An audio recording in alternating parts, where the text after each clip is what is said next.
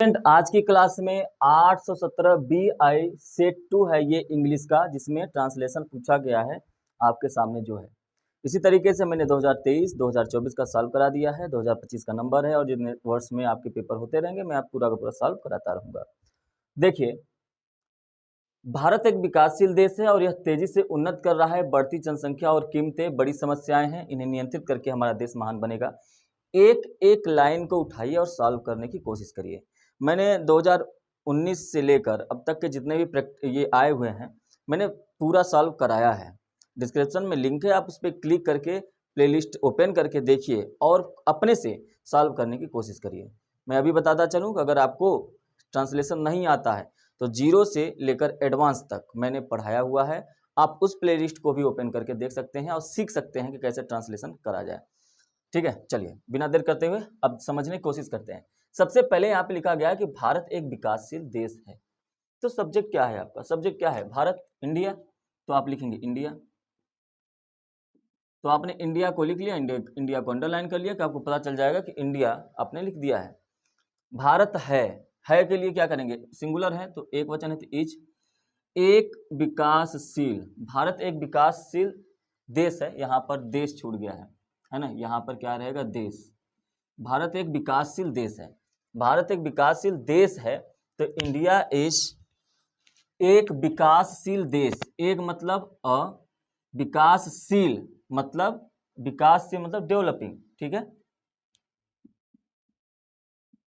Developing क्या? देश मतलब कंट्री।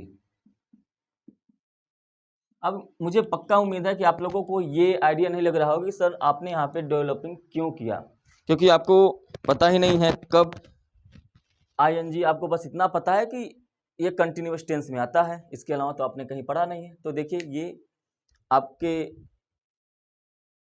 ग्रामर का ही हिस्सा है। जब आप नॉन फाइनाइट वर्ब पढ़ते हैं जहाँ पर आपको ये बताया जाता है कि डेवलपिंग भी एक एडजेक्टिव का काम करता है। जब वर्ब को किसी नाउन की तरह बनाया जाए या किसी एडजेक्टिव की तरह बनाया जाए तो उसको हम लोग आईएनजी या ईडी लगाकर जोड़ सकते हैं। यहाँ पर आप डेवलप्ड कंट्री भी कर सकते हैं। India is a developed, ED लगाकर भी लिख सकते हैं कंट्री। ठीक है, तो दोनों तरीके से आप कर सकते हैं। तो इसके लिए आपको ग्रामर पढ़ना पड़ेगा।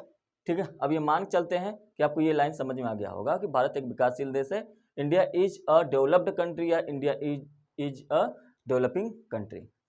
आगे देखते हैं, यह तेजी से उन्नत कर रहा है। यह मतलब कौन? इंडिया। और इंडिया के लिए हम लोग क्या यूज करेंगे? देखिए, इंडिया के लिए क्या यूज करेंगे? यह तेजी से उन्नत कर रहा है। यह के लिए क्या? इट का यूज करेंगे। यह इट मतलब कौन? इंडिया। और रहा है, रही है जिस टेंस में आता है, जिस वाक्य में आता है, वहां पर हम लोग कंटिन्यूअस टेंस का यूज करते हैं। है आया है मतलब प्रेजेंट कंटिन्यूअस टेंस। अच्छा, इट के साथ हम लोग क्या यूज करते हैं? इज। और देखिए यहाँ पे रहा है, रही है किसमें जुड़ा है? उन्नत कर रहा है मतलब प्रोग्रेस कर रहा है। इसी में आईएनजी जोड़ना है तो प्रोग्रेसिव कर लीजिए। प्रोग्रेसिंग। इंडिया इज प्रोग्रेसिंग या इट इज प्रोग्रेसिंग। यह उन्नत कर रहा है तेजी से, रैपिडली। क्या यूज करेंगे? रैपिडली। उम्मीद है कि यहां तक आपको समझ में आया होगा। बढ़ती जनसंख्या और बढ़ती कीमतें। बढ़ती जनसंख्या तो क्या लिखेंगे? बढ़ती के लिए ग्रोइंग और यहां पर बढ़ती के लिए लिखेंगे राइजिंग। बढ़ती जनसंख्या, द बढ़ती मतलब ग्रोइंग, जनसंख्या पॉपुलेशन,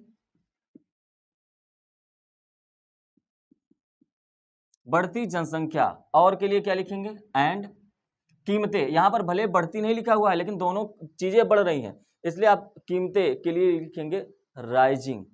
आपने यहां ग्रोइंग लिखा है तो यहां पे राइजिंग। क्या बढ़ रही हैं? कीमतें, प्राइसेस पर लिख दीजिए। अब आपके दिमाग में आ रहा होगा कि सर ये मूल्य के लिए हम लोग ब्रैकेट में कुछ लिखे? बिल्कुल नहीं लिखना है, छोड़ देना है।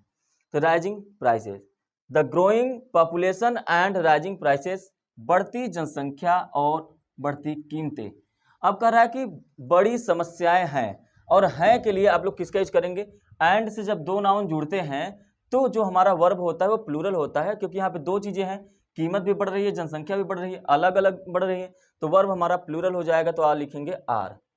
बड़ी समस्याएं, बड़ी मतलब बिग हो जाएगा, समस्या मतलब होता है प्रॉब्लम, लेकिन ध्यान रखना है समस्याएं हैं तो प्रॉब्लम्स हो जाएगा, और फुल स्टॉप दे देंगे क्योंकि फुल स्टॉप है।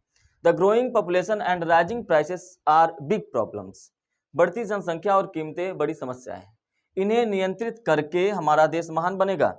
और पहले देखिए यहां पर लिखा हुआ है इन्हें नियंत्रित करके हमारा देश महान बनेगा, तो अगर हम इन्हें नियंत्रित करके हटा दें तो आपके पास क्या बचेगा, हमारा देश महान बनेगा। तो हमारा देश महान बनेगा, इसको आप बना सकते हैं, लेकिन आप ये कैसे बनाएं, इन्हें नियंत्रित करके, तो ऐसे में आपको आईएनजी का यूज करना पड़ेगा।